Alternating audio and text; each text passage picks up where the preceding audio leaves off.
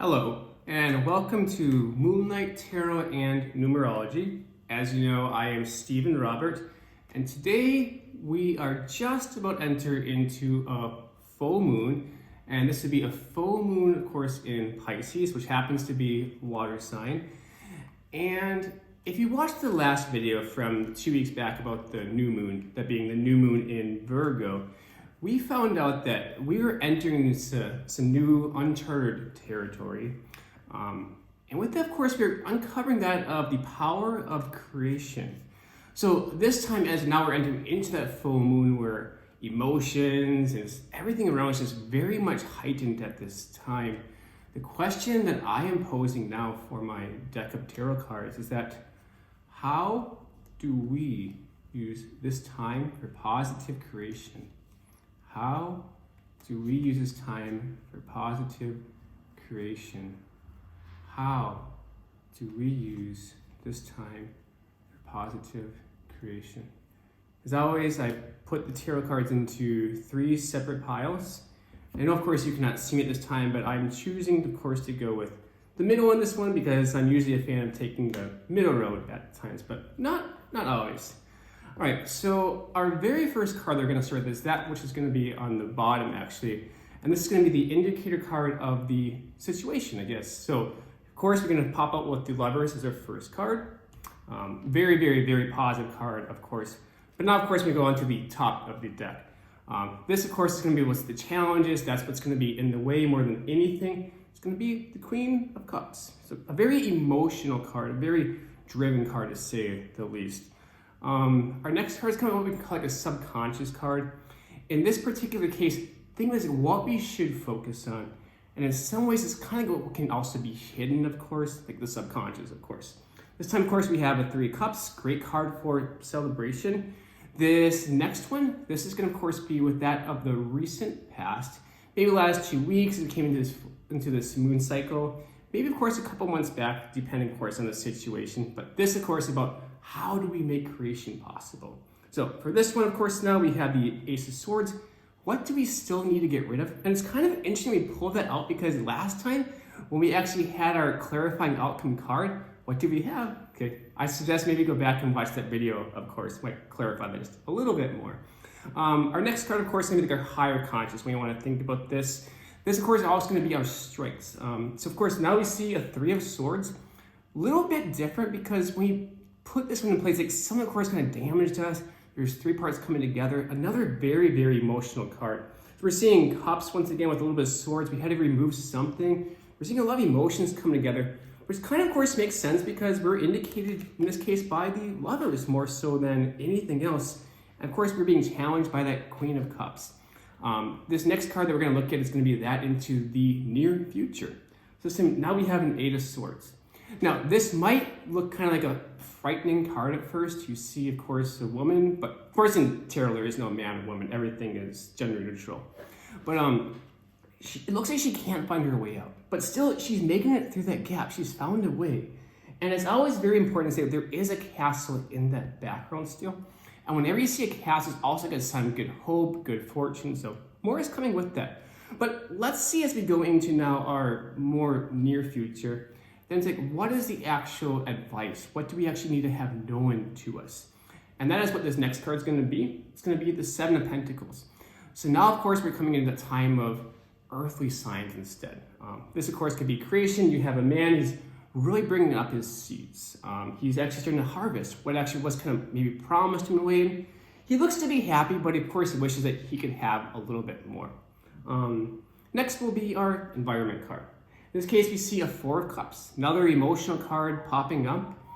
This one's a little bit challenging. Of course, he has 3 cups, but he's wanting more. He has his arms crossed, and he's turning away what's being presented into him. Now, as I'm going into this, keep remembering what our question was about. It's about the fact, like, how do we make creation possible, ultimately? What are we supposed to be creating? What are we supposed to be doing? How do we do that? Next, of course, is going to be our hopes and fears. And given what the question was, this is probably going to be the most important card of all of them. And for this particular one, we have a Knight of Cups. I mean, we're moving forward. We're still, of course, the emotion is there. That's what's bringing all this together more than anything else. But now we have, a man Of course, it could still be a woman when we talk about any gender in tarot. But in this case, he's moving forward. He's not looking back. So that's kind of what this is also about. How do we move forward with creation? And will we not always look back in the things we had to get rid of? And that is super, super important because of our recent past came from the Ace of Swords. What were the things that we had to get rid of? And that's also very important because we had that Three of Swords popping up in your higher conscious, and that being things that did damage us before. They're still driving us. We're still trying to get rid of that. You might remember from that previous reading before, that's what all this was about. What are the things that we have to shed so that we can make this new creation possible? Because we're indicated by this time of love, and it's a positive thing. Everything around us is showing positivity. But still, we have to keep shedding. We have to go within. We have to find our own strength, probably more so than anything else at this time. This next card, of course, is going to be our outcome card. And in this particular case, we have now the Page of Swords. So this is now like a brand new energy more than anything else, which is awesome because that's what all the pages are about. Sometimes when we see a page, it can indicate maybe a new child is coming, a new relationship. It's always going to be a sign of positive, good news in this particular case.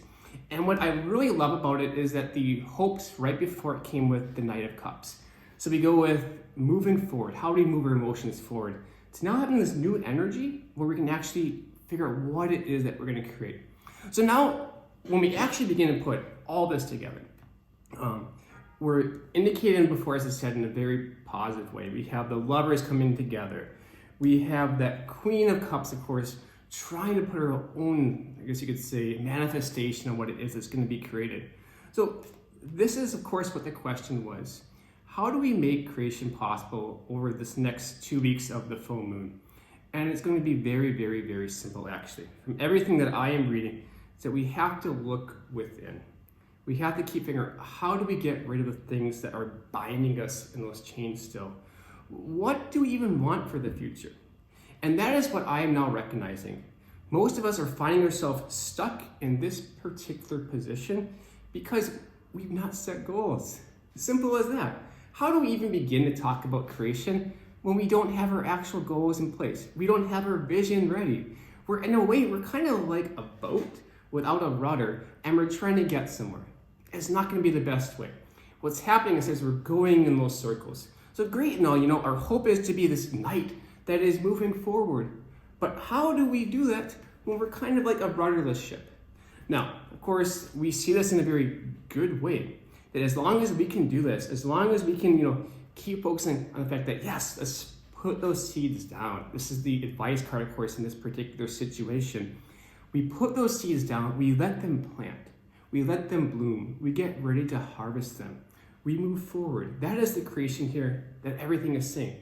Put the seeds down. That is what is talking to me, and I know that's coming out for effect. Place the seeds, make the foundation, get ready to harvest later on. Set the vision, set the intention, get clear and specific about what it is that you want. And then from there, everything is going to be beautiful. But first, of course, it starts with looking inside, getting in touch with our own inner self, finding out why it is we want that. And then from there, put the seeds in place as we set our vision, and then we move forward to exactly what it was that we were creating in the beginning. With this, friends and family, I wish you all the best. Have a fantastic day. Please enjoy Mid-Autumn Festival. It's a very, very important day, as you may know, in China and around some other places of the world. I highly recommend eating mooncakes if you've never had one before. Otherwise, I wish you the greatest of days and nights. Until we meet again, Namaste.